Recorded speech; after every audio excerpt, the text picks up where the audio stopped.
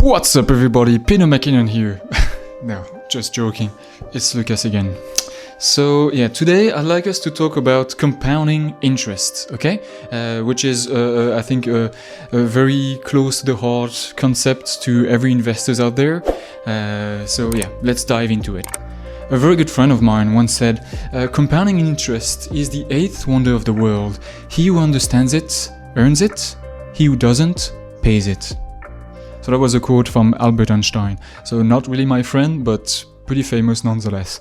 So first I'd like us to just talk about simple interest, just to compare it with compounding interest. So with compounding interest, you will only get paid on the principal, which is the amount of money that you originally put into, for example, the account where the interest is being paid. So let's say you put $10,000 at 6% simple interest year over year. Well, every year you'll get $600, okay? Year one, 600, year two, 600, etc., etc. But with compounding interest, however, you get earned on top of the principal, but also on top of all the interest that you've made previously. So basically, it's an exponential increase in the value of your investment. It's like basically interest on top of interest on top of interest, etc., etc. People that are a bit more visual. It's kind of like if you know, when you were a kid and you wanted to make a snowman, okay, and you wanted to make the body of the snowman. Well, you started maybe with a small ball, okay, snowball, and then you make it roll around. And as you will see, you know, it will grow and grow. And what's magical is that the more it grows, the quicker it grows. So it grows bigger and bigger, faster and faster. And that's the magic of compounding interest. And the key component to make returns with compounding interest, as it comes to investment, is time. The more time you leave your money to grow, you know, the more pronounced and the more benefit you'll get from compounding interest. So it kind of goes against what we like usually to get, which is like quick results. You know, we want to put in money now and get 2 times the result tomorrow. Well, compounding interest isn't there for you for that. However, if you are patient, okay, and if you keep adding more money to your investment, compounding interest will just help you year over year. And the more years you leave it into the account and growing, the more compounding interest will keep helping you more and more as you go. Also, interest can be compounded at different times. It could be daily, monthly, yearly. So that will depend on your account. Compounding interest can really boost the growth of your investment. Let's say you invest $100,000 in a 6% investment vehicle with simple interest, let's say.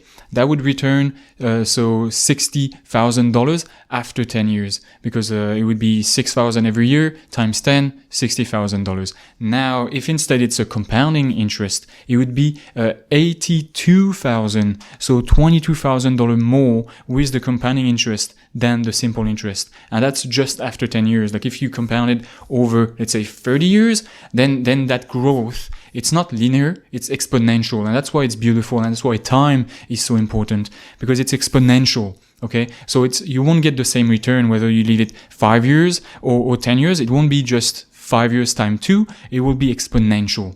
And on the side note, is some brokers, okay, allow you to, if you are investing in the stock market and your stocks are paying dividends, some brokers allow you to do what's called dividend reinvestment, meaning that every time companies pay dividends to you, instead of, you know, taking it out of the account, it will just reinvest buying more stocks of whichever company is paying the dividends. And that will help you, you know, together with the compounding interest, to build your wealth. So now, like after talking about it up until now, it all sounds beautiful, and for the most part it is, if you don't have any debt, okay? Because debt, like loans or credit card debt, well, you see, they also like to use compounding interest, except it's not for you, it's against you. So let's say, okay, you have a credit card balance of $5,000, with usually typically credit card would be maybe around 20% of interests. Well, let's say you keep this balance of $5,000 over 1 year. Okay, this compound monthly would result after 1 year that you wouldn't owe $5,000. You would owe $6,096, $1,096 more than a year prior, just because of this compounding interest that's playing against you in that case. Which is why, to echo back to my video about debt, which I'll link up there, which is why you need to pay your debt, and especially high interest debt like the credit card for sure. Because it's really going to eat through all potential returns that you might get, either with high interest savings account, or even if you invest some money in the stock market. Any returns that you make, you can say bye-bye to it if you have any debt, because the 20%, compounding interest is just going to eat through, num. It's going to eat through all your returns. And if, like me, you like to play around with those numbers, okay, I'll link below the site that I usually use in all my videos and in general. It's a nice site. Like, it looks good. The interface is nice. It gives you a nice graph to show you how your money is growing. So I'll link it below. But for any mathematician out there who likes to see formulas, I'll just list the two formulas here.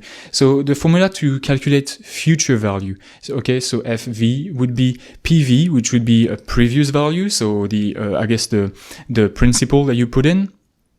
And then you have 1 plus I, with I would be the interest rate in decimals, and to the power n, with n being the number of compounding periods. So if it's like monthly, yearly, or if it is, and then the number of time that it's going to compound. So that would give you the future value. If you are just interested into the compounding interest, like the compound interest section of that formula, the new formula is very simple. You simply take the future value and you minuses the previous value, which would be the principal.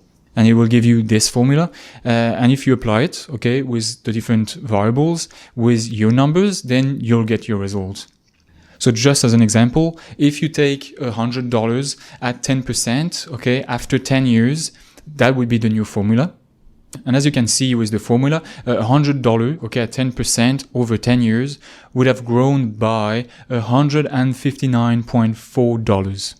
Now, if you want to know like how long it's going to take you with a specific principal value to return, let's say 3 times the return, or 4 times, or whatever, you can do a different value simply using the logarithm just to access the n value, which would be the number of compounding periods. So how many compounding periods you'll require to triple or quadruple your money. And linked to that compounding interest subject, I want us just to touch base slightly between like stocks, bonds, and savings. So if, let's say, you look roughly to an average over the past century, maybe like stocks would have returned 9%, bonds maybe like 5%, and savings maybe, let's say, 4%. Well, you might tell you, well, you know what, 5% in bonds, considering the added safety, it's not that bad. I'm scared of stocks, 9%, it's only 4% difference. Okay, but with compounding interest, 4% is going to amount to a huge dollar value, after, let's say, 10 years, 30 years. We are talking, depending on your amount of money, of course, to a huge amount of money. Okay, 4% is a lot of money that you leave on the table. And I'd like us to finish this video by talking about Luca Pacioli, okay? Not a big deal. He's referred to as the father of accounting, and, he taught math to Leonardo da Vinci. So he is kind of a big deal. So in 1494, he wrote a book called the Somma de Arithmetica, which was basically like a big math book talking about like math and accounting. And he introduced the so-called Rule 72. And so this so-called Rule 72 is calculates the approximate time over which any principal investment is going to double in value. And then you need to know simply the value I, like the interest rate that will be defined in this formula as I. And the formula, compared to the one that we talked about previously, you know, with power to the n, this one is an approximation, which works better with smaller interest rate. Like, let's say you have an interest rate of 30%, this formula will have added error the bigger the interest becomes. But the formula is very simple. All you need to do in order to know how many years it's going to take you to double your investment due to compounding interest with an investment, let's say, of 8%, is to apply this formula. 72 over I, with I being the interest rate. And if, let's say, I is 8% interest rate, 72 divided by 8, well, that gives you 9 years. Now, 72 divided by 6% interest, that's 12 years. So that can be a very easy, you know, formula you can do in your head. Then you can quickly get a sense for, you know, if I have this investment vehicle that returns, okay, 10%, 5%, whatever it is, how many years should I wait or expect to get my money doubled? Well, here it is. You can apply this simple formula, 72 divided by the interest rate, and you'll get your response.